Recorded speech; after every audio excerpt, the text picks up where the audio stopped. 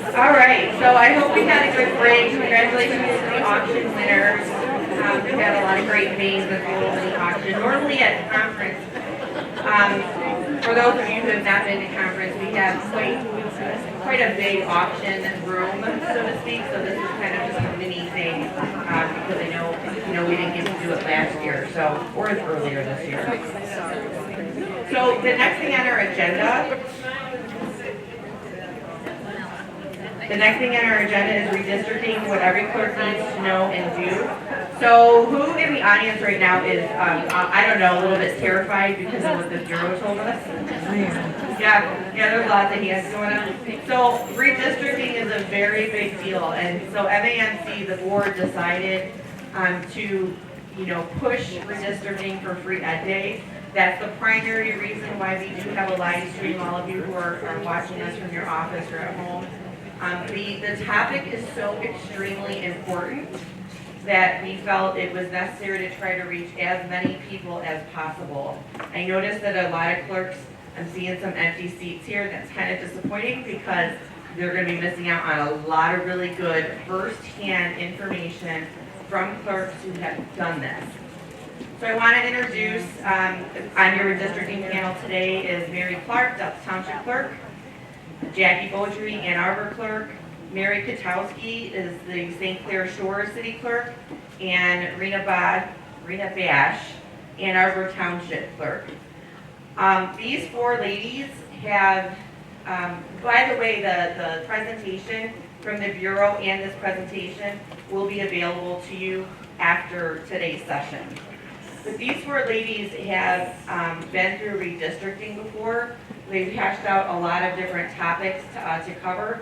We are going to be echoing a lot of what the state said and the topics that they kind of brought up, but we wanted to prompt conversation between you clerks at a local level and clerks that have already been there, done that sort of a thing. So over the next hour and a half or so, hour and 45 minutes, we're going to talk about mapping, site selection, budget, community education, and finally preparing, what you can start to do today to prepare. As you've heard from the Bureau, we are in really tight time frames, and we're I feel personally like we're already very behind. So in any case, we're going to get started now. The first topic is mapping, and Rena Bash is going to take over. Hello, everyone. Okay, I know you've heard before, but I'm going to say it again at the high level, right? What we're doing when we're talking about mapping, and then we'll go down to the local level, like what are our responsibilities when we're talking about mapping. So the Independent Citizens Redistricting Commission, they draw the big three, right? They do the big congressional maps, the state house and the state senate maps. Then your county election commissioners, they draw the county commissioner district maps. Then your city, right? They draw the wards. And now it's down to us local clerks to look at all these things and to look at the overlay of all these different districts, and then put our local precinct boundaries down on top of all of it. And by the way, as was mentioned, we're trying to balance all these different things. You have to have your population requirements being less than 3,000 or 2,999. You have to consider the splits or all the different ballot styles, and you have to make sure that, and this is my personal opinion, having been through this before, you should try to make the least amount of change possible. Think about all the changes that are going on, so if you can possibly minimize the change that you're doing, I recommend it. So you heard a lot of tools mentioned, and they're listed up here. And I want everyone to make sure that you are familiar with what people are talking about, but also to make the decision what is important to you, what are the tools that you're comfortable using. If people are talking about GIS and you have somebody on your staff, or you can get help from the county to do this in GIS, do it. If it doesn't make sense for you or it's overwhelming, there's nothing wrong with a paper map, right? And in the street index, as we just heard, you're going to have to go through possibly line by paper, or maybe we'll be lucky enough that there'll be an electronic import. So, actually, Jackie, if you could advance the slide. So just to talk about, so people were talking about number of splits. So I'm representing the tiny municipalities up here, little tiny Ann Arbor Township. I have just under 4,000 voters. I have 9 splits. So we have 9 different ballot styles. So I know a lot of tiny townships don't understand when you start talking about splits, except that now with schools, you can have a conversation. Like you might be able to impact or reduce the number of your school splits if you manage to put your school districts into a single or individual precincts. But again, what's in my control, what's not in my control, that's a picture of, I just picked a road. Plymouth Road divides Precinct 1 from Precinct 2. But I also have House District 53 is inside the freeway ring, closer to Ann Arbor, the Township Islands, and outside the freeway ring is a different House District, 52. 53 inside, 52 outside. So that's an example of a split. I can't really control that, so that's not something that I can do. I see that we did not include a map that shows something that I can control. But maybe Jackie, go to the next slide. This is an example of one of the City of Ann Arbor's precincts, and you'll see that sort of curved line on the right actually follows the railroad tracks, and I happen to know that also follows one of our county commissioner district lines, because, by the way, in addition to having 2 House districts, I have 3 county commissioner districts that I have, that make up the splits. So, Rena, if I can chime in. If you have the ability and you have more than 1 county commissioner, we worked at the last census with our county commission we used to have a ton of county commissioner splits, and we eliminated all but 4 of them, and we're working within both precincts and wards, and we asked the county commission, will you look at our ward map and draw your lines? You're going to give us population base, we get 4 or 5, but just draw those lines, and they were doing just a cut across the center of the city, but our charter requires that our wards are pie-shaped out of the center of the city. So straight down the middle doesn't work for us. So if you can partner on your maps with your county, it's really helpful for eliminating split. And I have 4 school districts that come together in a corner of my township. I'm gonna have splits because they're too small, 2 of them, to be standalones, and it doesn't make sense to do anything other than always in November, I have 4 splits in that precinct. The other thing, I think it is, and Jackie talked about it, having a conversation with your county clerk. Like, we are in Delta, we're way ahead of our county clerk. So I have been trying to meet with her to show her what we're looking at and how that she might integrate that, because the tentative plan at the county level is not to change anything. But if we might be able to avoid a split if she'll change just a little bit. So we'll see. But having that conversation with your county clerk on the front end versus the back end can be helpful. I'll just say one other thing about the GIS versus the table-based or tabular street index. If you have a GIS department, and I know a lot of you will probably say, no, I don't, but if you have access to someone who can do the mapping, we actually, every even year, download the entire QBF into a CSV file, and our GIS experts map that. So what that will do is they'll say, hey, you have a registered voter outside this 1-5 line on a map, but your street index says they're in 1-5. And so that has, over the years, made sure that street index, you can put anything you want as the precinct, the county commissioner. but does it really line up on a map? So that's something, because the street index isn't a map, we are taking this, basically all of the QBF data and mapping it ourselves to make sure that our information is accurate.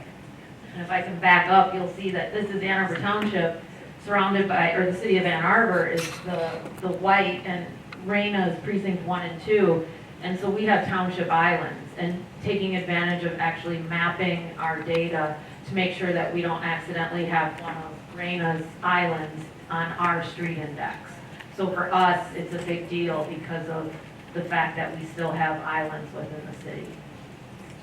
Can you say again, because you download the PDF to the CSV and then just And she's asking how we do that. So we take a CSV file of the voter list. And so everybody's address and their districts are in that file. And then our mapping experts put that on a map to tell us if, hey, I have a GIS map of State House 55 and you have people outside the limits assigned to 55, you have a problem. And that leads me to another point, which is your municipality, you know where the borders of these new districts, when you look at a map. And so then now you're going to have to think about that, translating that into the QBF. If you, so for example, you know that a particular road divides either your precincts or a particular district. Know the even odd sides, right? You know your community, you know which is the even odds, and that chances are that somebody is going to use that road for a border. And then again, as was mentioned before, know the ranges of the addresses of the street as it comes through into your community and then passes through District 1, then District 2. If you know those ranges by either looking on a map, and then you can translate that easily, whether you're doing it electronically or having somebody do it in GIS, or whether you're doing it in a tabular form. And then, if you want to put the last slide up too.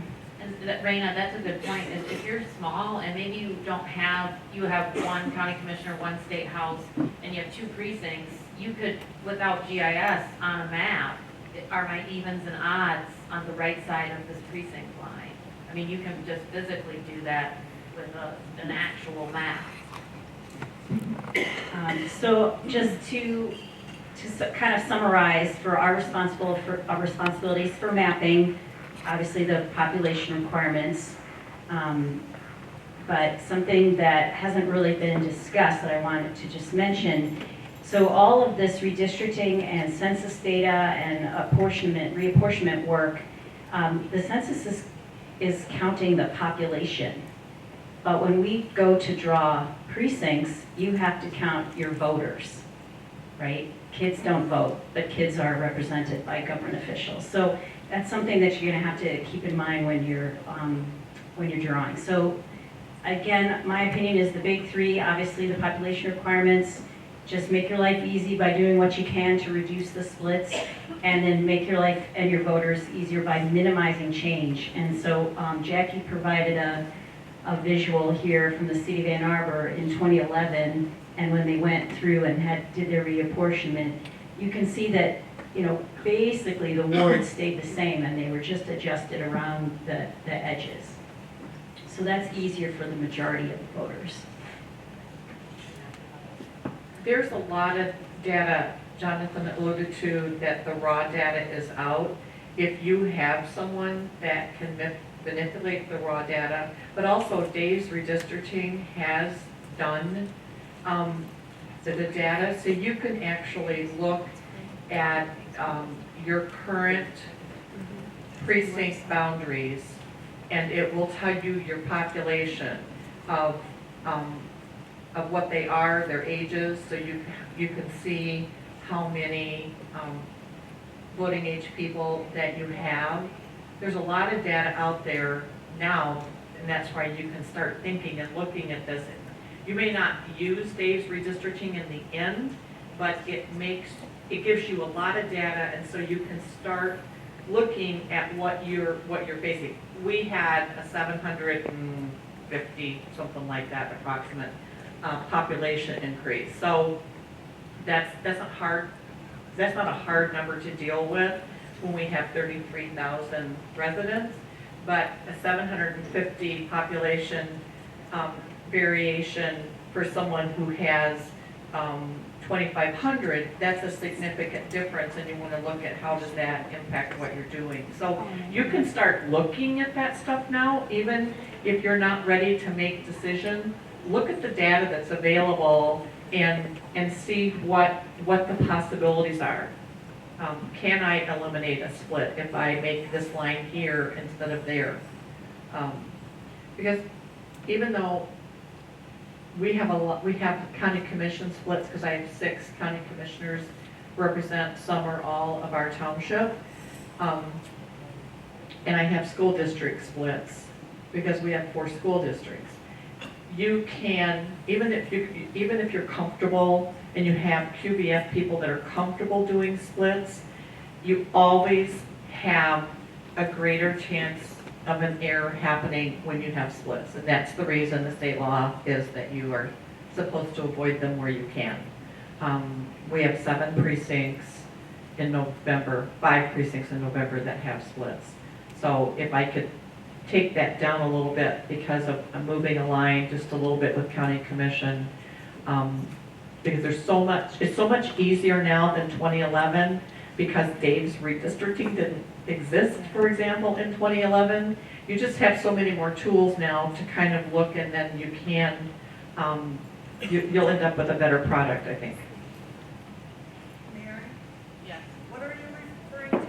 Dave's redistricting? Dave's redistricting, and it's in the, you'll get it, we have resources at the end.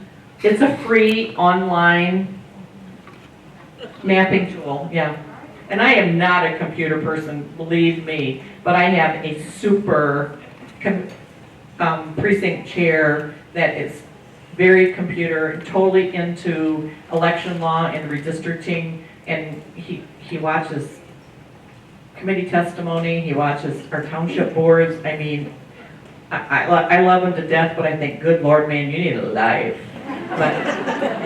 But he's just been invaluable to me because my staff sitting back there going, yeah, they don't have any idea what you don't know about technology. And I don't really care about technology. I just care I have someone that can help me. So that's what you need.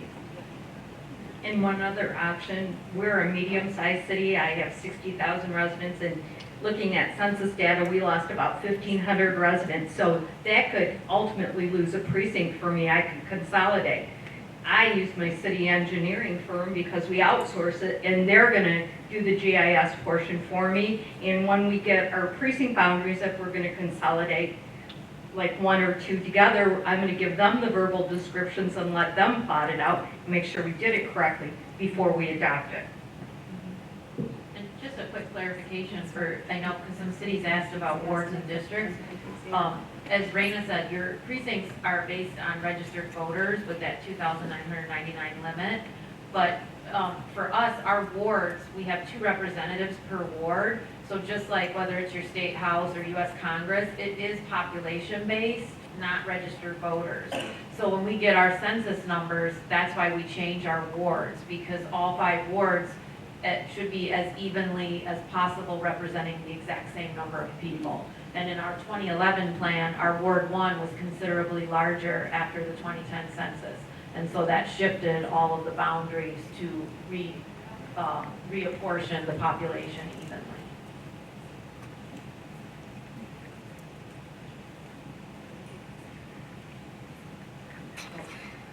That's just an example of the street index listing, which I'm sure you are already very familiar with.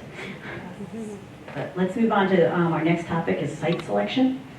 And I don't know if you can see it, but that street index listing, I think this is from Mary. It is. It's hand notes, which we, if anybody did 2010, we've all done. You're literally forwarding these printed street indexes back to the BOE with the changes. Yes, so because it's an alpha list, you're going through and putting the new, your new data in, your jurisdiction, your school. So this is just one of, I don't know, how many pages? Lots. So I want to talk about site selection. I'm a strong advocate for the bill, which I talked earlier about, of giving us more options. It's a priority for us. We're not getting a lot of traction on it. And I talked briefly to the secretary before she left, and it appears the governor's not excited about that bill.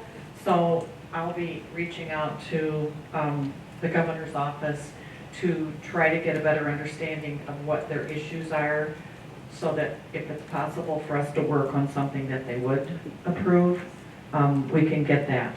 I happen to be a township that is struggling with all of our, for those of you who have been to us, we're very close to Lansing. We're like a quote-unquote suburb of Lansing.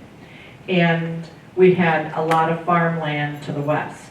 And that is where all of the development is coming from. And I should have mentioned this when you look at, when you're doing your lines. We are in the process of doing a new wastewater treatment plant, and Eagle requires us to do growth projections. So I took that map from our engineering department and looking at the projections that are anticipated, and look at those, which ones do I know are going to happen in the next 5 years? Which ones are we in the process, we've already approved a site plan for, or whatever, to know that growth is coming. And it actually will tell me how many households are projected to be in any particular plot of land. And that can really help you plan for your growth, because you can't do this in a vacuum.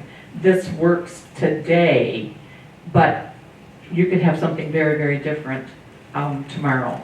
And my challenge is all of my growth is going west, and I have virtually one polling site west of the highway. And I have all of these people that drive a mile or more for their 2 miles, some of them, to get to a polling site. That is not the ideal world.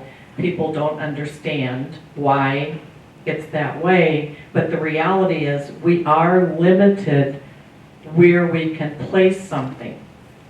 Neither of my major school districts allow precincts, and haven't for lots of years. And it will continue to be a problem as more and more schools start offering year-round. Then it's not just about giving up election day in November. It's about giving up other times also. So it's a challenge. Chapter 14, get your election manual out, print it, read it, understand it, because as you pick, there are, you have to have a handicap accessible site. There's a lot of things that go into, there are places I could use but really aren't handicap accessible. So you've got to look at all of that. And I have people that complain about having to vote in a church. They don't like that they have to go to a church in a religious facility. They're atheist or whatever reason, and they don't want to vote in a church. My only resolution for them is that you vote absentee, because I don't have any place else. And when I sit down and show them a map, I have no place to move this precinct that's acceptable by law. Mary, if I could just chime in, and if you're not, obviously your first priority is to not have a split, but if you're not working along a split line and you're just trying to balance your precincts within your city or within a ward, is to be, and I think Jonathan talked about this in his presentation at a state level, but even at a local level, to be sensitive to neighborhoods. And my very first day as clerk, someone walked in the office and said, will you please change precinct 25, because I live right by the Ann Arbor Assembly of God, and for some reason the last clerk has me walking all the way to Angel Elementary. And it's just a constant, and you look at the map, and she has a good point. So to the extent that you're not splitting a neighborhood in half, and this is where everyone goes to this elementary school, but I got stuck you know, a mile down the road at the community center or whatever it is. But of course, top priority would be no splits. But to the extent you think about where's the polling place and where's the boundary, that will just eliminate those complaints, especially if you're moving things.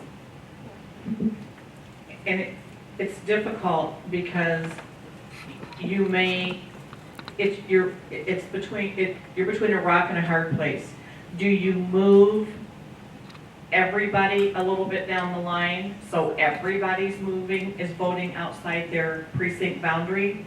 Or do you have people in their precinct boundaries where you can, and then have other people drive twice the distance? It's a challenge, and you have to really think about, reevaluate, not just where you are now, but what are your possibilities in your community for precincts?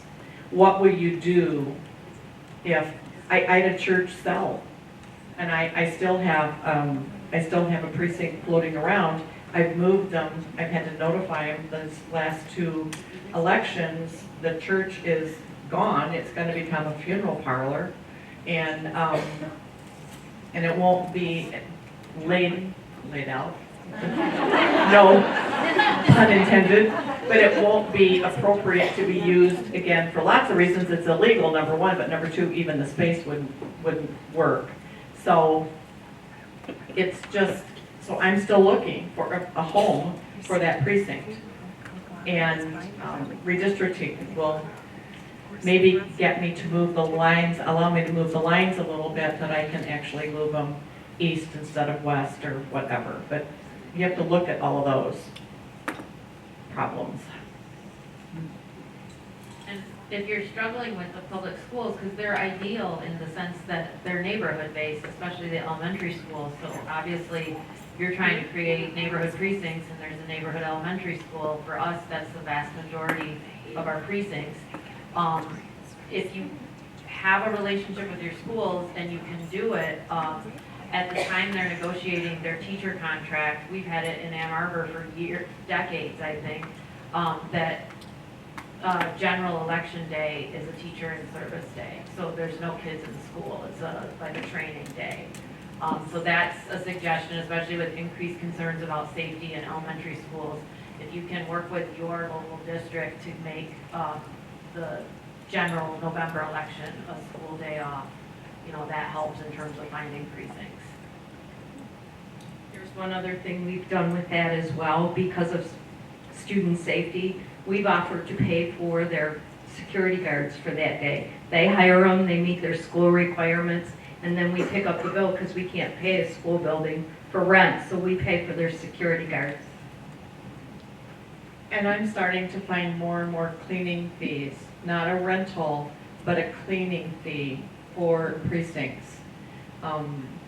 Or snow plowing, we're getting more, and they don't normally plow and have it clean, and so I'm getting a plow bill for election day when they might not have to plow it, you know, by the following Sunday. So it's just, it's just, we're in interesting times, and everybody has some financial constraints, and we're going to churches, and if you're in churches, you have issues that are different than if you're in a school building. So this is just a sample of the change forms. When you do a precinct, so you'll have, I don't know if they're going to look exactly like that. In 2011, no animosity here towards BOE, but we finally caved to the pressure to renumber our precincts because we were not 1 through 16. We attached our precinct numbers to our county commission seats. And so we had 43 and we did 2 and we had all of these things. And so we renumbered even boundaries, so everybody, even if the boundary didn't move, they got a new precinct number. So every person got a new voter ID card in 2011. So that's what ours, that was just where we did that for the change form.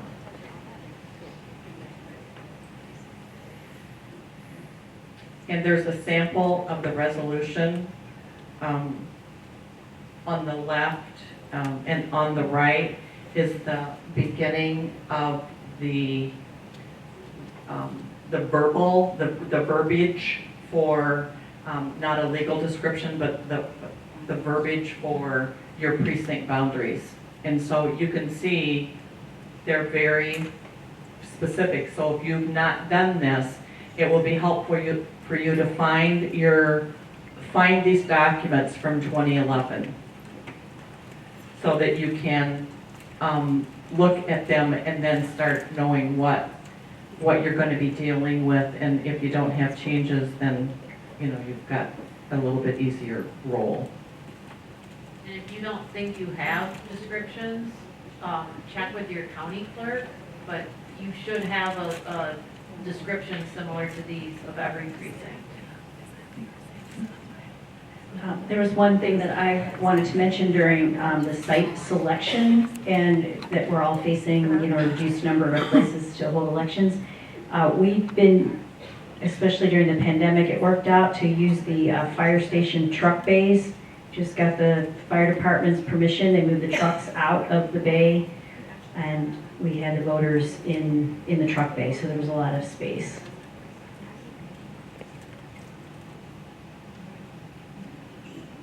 Remember that parking is also an issue in any place that you do a site selection for your precinct. You have to be able, the parking has to be able to accommodate what you're putting there in terms of volume of voters. And you can kind of weigh the permanent AV list. Mine is 3 times larger than it was pre-Prop 3. So it lets me, for example, stay in a site that I thought we were going to have to abandon. We're splitting it, but it has a small parking lot. So by splitting it and having higher AV numbers, we're likely going to be able to stay there. So now we're going to move on to budgeting, because we always have to think about the bottom line. And in 2011, when we did redistricting, it cost my city about $9,000 for redistricting. This year, I'm projecting about $19,000, because I have 50,000 registered voters, and the law says if we change any district number, even if nothing else changes, but your Congress, your state Senate, your state rep, every voter has to get a new ID card, active and inactive, right? Every voter gets a new ID card. So think if you're mailing postcards, it's 35 cents. You're going to look at your staff time. I know we think that doesn't factor into our budget, but we're going to have to look at all the districts, see if our street index matches. I use an outside engineering firm, so the cost of the city engineers. Then we're going to get it all back from the SOS and BOE, and we're going to proof it again before we do ID cards. So the new identification cards, Jackie, if you would switch slides, you're going to have some options. Some cards may just have new district numbers, and there's one of the samples. And then in 2011, when I did it, I had some precincts that I had to renumber because we consolidated. So there were 3 different versions of cards. One just said due to redistricting, and then we could dump those precincts to the vendor to have them just print these that said your district numbers changed after the census, here's your new ID card. The other said your precinct number changed. The third set of cards said, not only did redistricting happening, but we moved you. So we had 3 versions of cards. And we did that, and I used a vendor because too many voters for us to print in-house. And when you're calculating your cost and thinking and doing the comparison of, do I use a vendor or am I going to save my township or city money and do it all in-house? Well, think of how much toner and staff time. And if you go on, I think there's a draft budget out there for a community. So we figured out it would take my staff 75 hours to print 50,000 ID cards. They probably burn up at least 1 toner if we were to do the data imprint in-house. Then taking them to the post office, even if we bought the cards with the postal permit, it would take my building maintenance staff, 2 of them, to take 50,000 ID cards, stand at the post office for several hours because the post office bulk area is downsized as well, and you got to wait for them. So we did a file calculation of how much that's gonna cost us, then compared to postage, the cost for first-class postage over stamping if you're a smaller jurisdiction who maybe don't have a postal permit, or the vendor doing it for me and doing it at 19 or 20 cents compared to 35 cents for mailing. And when you cost justify those costs and then map drawings, purchasing new maps is to be taken into consideration. And then did you move a precinct? Then you need new signage. The cost of, we use a single corrugated sign on an H-frame, and we buy signs for $100 a precinct. And we would put them up after redistricting at the old building locations as well as the new. So one of the things when you're calculating your cost and your budgets is to look at, I know we all think we're saving our community money, but overall when you really cost justify of mailing first class, we have to mail them first class, but we get to use those nonprofit election permits, or at least use the bulk route mailing permit to mail at a cheaper cost for us. So you have options with your printer. Have them just buy your stock from them. Imprint yourself if you're a small jurisdiction, maybe a valid option. Thinking of my deputy said in their community they don't have a postage machine, so she goes by stamps, or used to go by stamps when she worked in a really small township. So she would go to the post office, get a postage, check for postage, go to the post office, get stamps, stamp all the ID cards, and that may be several hundred for you, but it could be thousands as well. So using the printer, seeing if your county will offer to help with using their maybe bulk permit for mailing your identification cards would be an option. What am I missing? I want just to point out that there are a limited number of state certified vendors. Yeah. And if you think about, there are 1,560, something like that, clerks in the state of Michigan. And everybody has to mail new cards. So what's that likelihood that you're gonna not get yours immediately? So get your thoughts lined up and be prepared for you're in more of a pickle if you have a May election. And if you know, like right now, I know I have a 50-50 chance of having a May election. I'm gonna be back working really hard to get that thought off the table, but I may not be successful. So it's just with redistricting, that really poses a giant problem. It's bigger than I thought it was because I was going by the thought that we really would be done with this before December 31st. So there was something funny in my coffee. That's a good reminder about doing, whatever printer you use. Like, I was talking to the printer I use PSI. In Macomb County, we use PSI, so I called Mark Stevens yesterday and said, so have you thought about redistricting and what kind of timelines or anything? And he went, oh, I hadn't thought about, he said, oh, that's right, that's happening this coming year. So we will get our order in early. We may not know the exact ID card of what verbiage I want off to the side, but we will place an order so he can do our basic layout on 51,000 identification cards to mail. And then we may change the verbiage on several different versions based on what redistricting does for us. So they're proofed, and all we're changing is the side verbiage. So our order's in, and they may have done so much of it, or he's ready with layouts to just print. I guess I just want to emphasize that this impacts everybody. Even if you are a small district, chances are every single voter is going to need a new card. As both Marys mentioned, even if the number changes, even if all the people stay in the same district, that district number might change, and it will change because of our congressional districts going from 14 to 13. So get your budget calculation done and ask for your budget amendment to your board or council.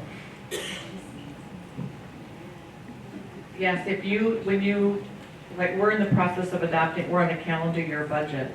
So I don't know, I don't remember, because it's been a while since I did my budget, if I remembered the postage for this. So I'm gonna go back and look, have a conversation with whoever's doing budgeting with you and make sure that you're prepared, for this, for next year. You're gonna have to also remember the budget for the postcards that you have to mail back when they send them, give them back in the mail too. What Debbie said is you're gonna have to also mail, budget for postage for when all those IDs come back undeliverable, then you have to do the next phase for cancellations and that extra mailing postage for phase 2 of when ID cards come back as undeliverable, as part of it. Just remember though, as Jonathan said, you get to clean up your voter roll. Gotta find the happy in there. So next, we're gonna talk about community education. And this is, the sooner you start engaging your community, and this would include, your boards and city councils, as well as the general public on what you're doing, what redistricting is, and, especially if you're moving any kind of district boundaries. So things that you can do, press releases, now, social media, a lot of these tools weren't as prevalent in the municipal world a decade ago. So whether, if you have a Facebook page or a Twitter account, but make sure the public, before you get too far along, is engaged in the process and what you're doing. I'll say from my own experience, in the 2011 redistricting, we worked with our GIS department simply as a staff, just doing the minimum tweaks that we needed to do to our wards. And then we held a working session of our city council, and they didn't like the tweaks. So they sent us back and said, we think that the boundaries should be changed more, here versus there. So a lesson for us was that we typically engage interested council members before we take on a project like this. Also community outreach, this could be the League of Women Voters, they're often eager to have forums. We did a partnership with the Ann Arbor District Library in 2011, and we had at that event, the county clerk also presented the county commissioner plan, and the city presented the city plan.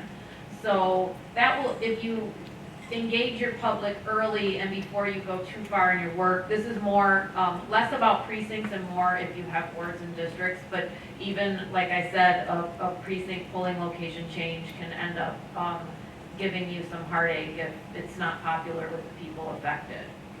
So any kind of outreach that you can do just makes your community feel like they're part of the process instead of it's just being, forced on them.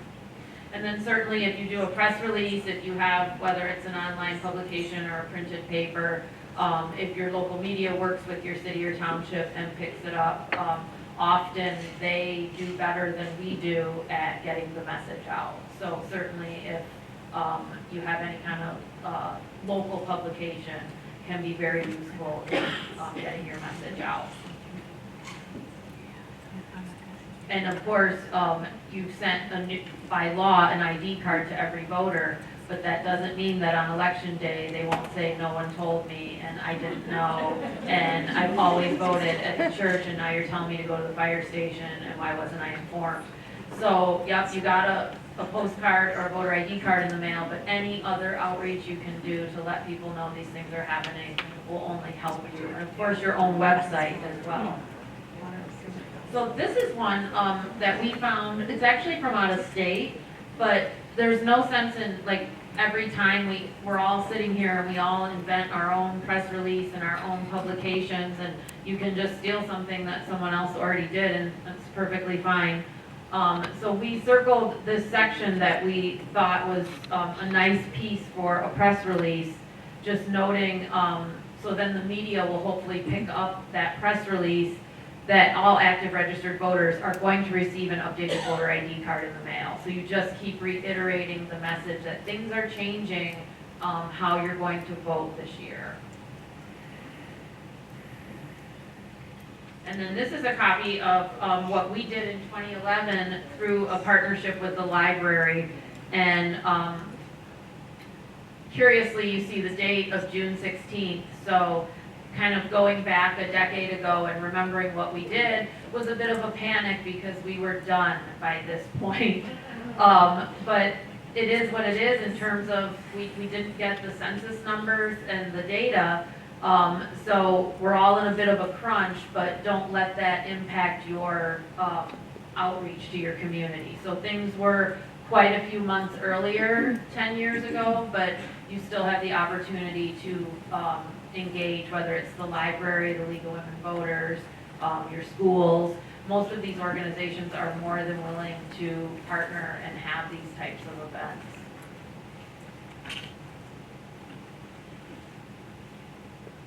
So this was part of a presentation that we did, both presented to the public through our council working sessions as well as a forum at the library. And this just reminded me to, especially if you're a home rule city, to check your charter when you're making changes to your wards or districts. For us, it's very much defined what our wards look like. And they're, for Ann Arbor, they're pie-shaped coming out of the center of the city. That's probably not typical. For us, that's due in large part to being a university town, so that the university and the downtown are represented by all council members. But your city may be entirely different, and your charter may have rules before you start moving districts, especially if you're new and you haven't done this before. So check your charter. For us, this was part of our PR campaign to let the public know, why did you draw the lines like this? Why are they strangely shaped? Well, according to the city charter, it's supposed to look like a piece of pie.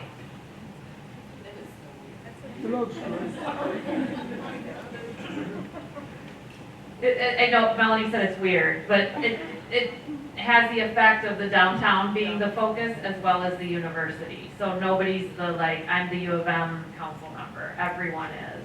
Or I'm the downtown council member. But every city is different. So then the other thing that was, this is just good information to share. Again, feel free to copy. When we presented both to our council as well as the public, what are the next steps? So we created these maps, we created a plan, like what do we do next? So you want to make sure that they're aware and also that you're following the steps. So for us, the wards are part of our city code. So it's actually an ordinance amendment to change the wards, whereas the state pointed out, your election commission can create a precinct boundary and your city council or township board can assign a polling location. But your charter may dictate something different if you have wards or districts. And again, like I said, we were quite a bit earlier back then, and so we actually implemented our ward boundaries in advance of our city election in 2011, and obviously we won't be doing that this time around.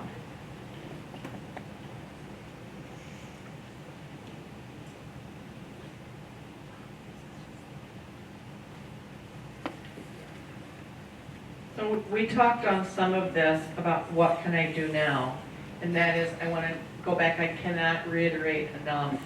Go on to, well, we have a resource back here, I think there's 3 different sites, and I said we're using Dave's Redistricting, but get on one of them and look, it will have your, you can compare your 2010 to your 2020 data, and it breaks it down by ethnicity and everything. So you can, I mean, it's I can't even tell you how much data there is there of interest. And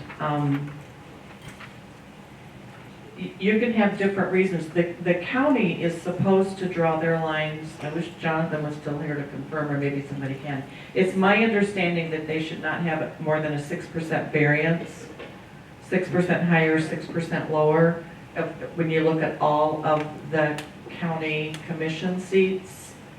And you can, I mean, you also have to kind of do your boundary lines based on where you're gonna put your precinct. what is your precinct capacity?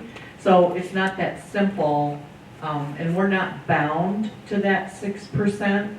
What you're want to use and what you're bound to logically is what can a site accommodate, what is reasonable, and then you're going to need to make your boundaries based, getting you a number of what you think is realistic.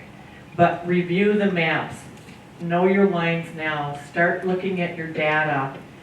Even if you don't have your county commission information, you know roughly what you're working with. You know, did I gain, did I lose? And as it's already been said to you, because we're losing a congressional district, all of the congressional lines in the state of Michigan are going to be drawn new, which means all of the House district lines and all the Senate district lines. So the Redistricting Commission started with the Senate lines, then they went to the House district lines. They're working their way through the state geographically now. Then they're doing, they're basically 3 House districts make up a Senate district population-wise as a rule of thumb. So each Senate district has 3 House districts in it. So the Senate districts are done, and they're working on House districts now.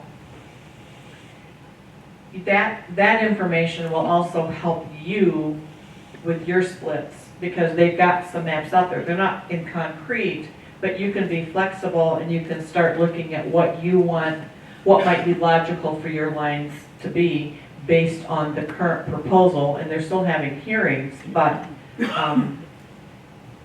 there's that. But find, like I said, go back and find your precinct boundary descriptions that you have now. So if you aren't changing boundaries for some of your precincts, you already have that work done. Just double check it and make sure. Mark your calendars, get those dates, know your drop dead date. I'm telling you, wild horses could not make me wait till April 4th. I mean, only someone mildly certifiable is going to wait till April 4th. Let's be serious, you guys.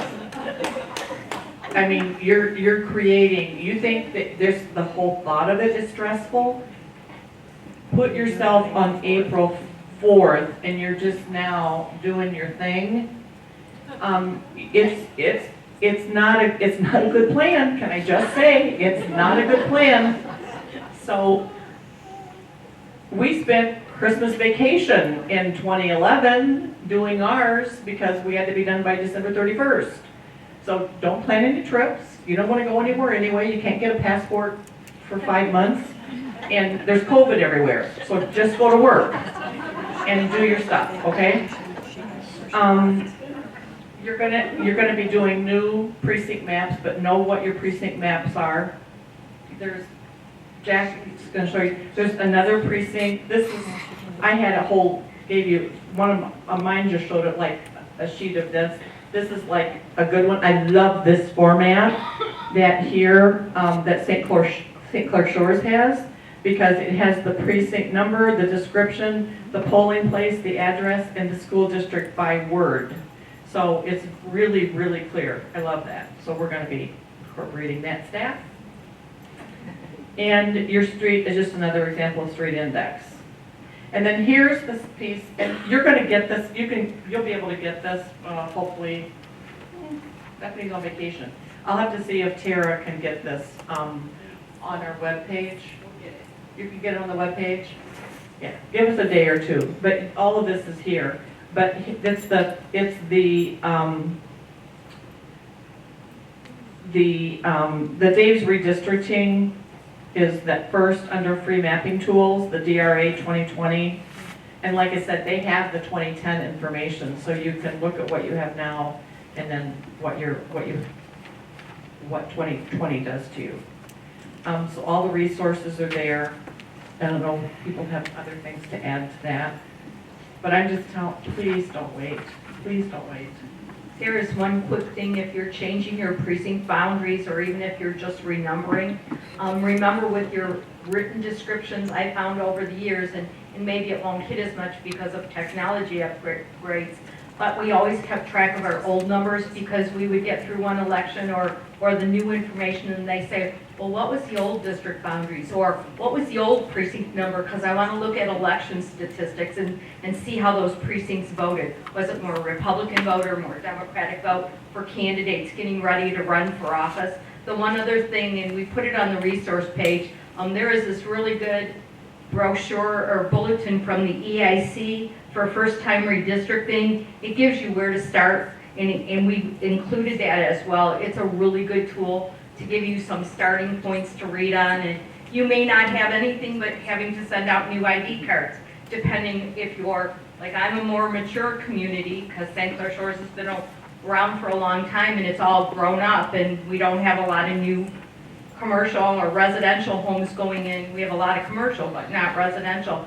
So we're built up population-wise, so they may split our precinct in a weird spot.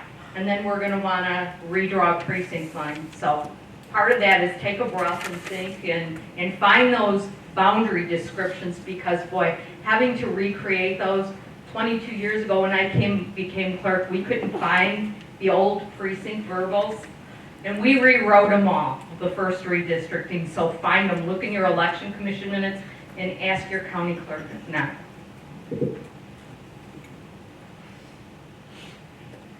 So any final thoughts from the panel or questions from the audience?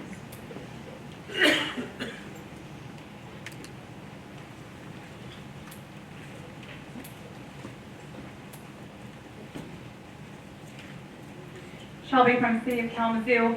I just wonder if the state's already gone, but has anyone put the post office on notice that this is happening? Our work is so dependent on them getting it right, and we all know that we've gotten those cards returned to us where we know someone is living there. We know that person is there, and then they're in our office saying, why did I get this, card? The return, the next follow-up card or whatever, you delivered that to me, but the post office couldn't get my ID card to me. So I just wonder if the post office has been put on notice that 7 million cards will be coming their way. I don't know the answer to that, but I would encourage everyone. I guess we're blessed. We have a really good relationship with our post office. They're so incredibly accommodating to us, and I would definitely reach out as an individual and have a conversation with your postal drop site and just say, this is, coming up again, and next year's an election year, and we're going to have the ballots that we always have, and that these are the 2 election days. However, we also have redistricting. So that's a good thought. I hadn't thought of that. Thank you. So I have a question. As far as the legislation to increase the size of the precincts, do you think that that's going to occur so that we can use that to... I just found out the Secretary of State's office opposed the legislation in testimony. Just today. Okay, so basically we're just going to say 3,000. So I am going to reach out for the rationale, because what I got texted to me doesn't make any sense to me, and I don't know if that's I don't know if that's their history, that was their testimony, so I'm not sure. I'll call Chris Swope, who was there, and try to get some clarity from him, and I will be reaching out to Jonathan. That could be really helpful to us when we're... Well, that's why I spent flipping weeks and weeks trying to get the bill moved, because I have said we need it now for redistricting. It doesn't do us any good next April or next December or whatever. We need it now. And I know that Senator McBroom is not, Ruth Johnson opposes it. Senator Johnson opposes everything about it. She doesn't think it's necessary, she doesn't think it's good. Senator McBroom is open to conversation and wants to have a conversation. I had sent him an email trying to explain it, but it's always better face-to-face where we can actually, I hate trying to have a conversation via email. It's not a conversation, it's a sharing of dictionary words. It's not the same thing as being able to sit with someone and actually have a discussion.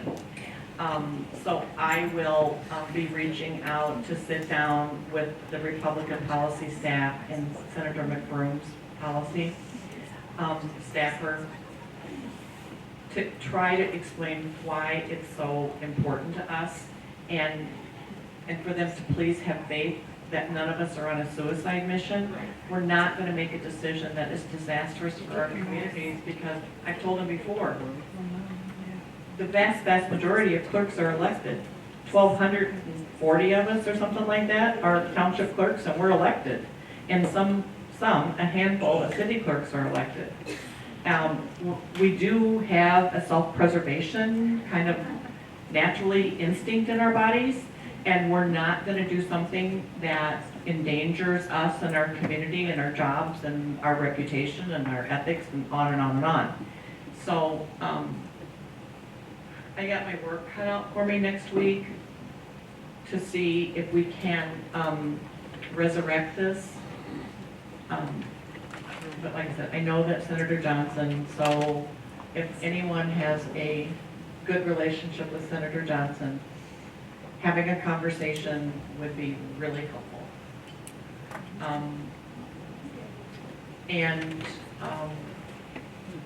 That's all. I mean, I was sitting over there when I got the text and I am like, are you kidding me? All right, thanks.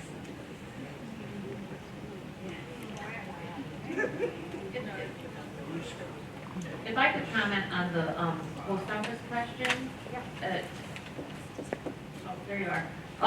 I assume you're using the green tags if you're using the media mail or marketing mail. So the green tags that say it's election mail give you top priority for getting them delivered. And the post office, it's my understanding they have updated their first class standards and they're now saying, or they're going to be saying 3 to 5 days, which just matches what we've all said anyway. But if they're officially stating that first class mail is no longer the 1 to 3 days. And then in terms of the addressing, information that we receive from the post office is if in particular apartment numbers, a lot of times they won't deliver if it's, 123 Main Street and there's 300 apartments, they need that apartment number. Or maybe more, so if it's a duplex, they won't even deliver if they didn't put number 1 or number 2. So the feedback we get is make sure your addresses are accurate.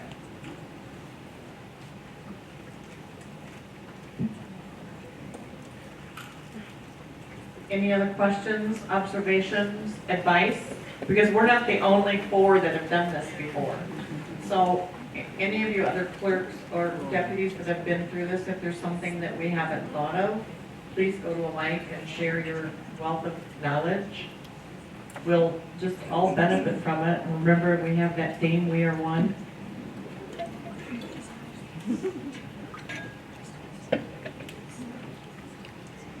You all just want to go home. So it's 4:20. I'll put up the white flag. So everybody's perfectly comfortable with all the work they have ahead of them. You're all gonna go out and buy bottles of whiskey and Xanax. You said procrastinators are living in fear. No questions at all. Let's give a round of applause for our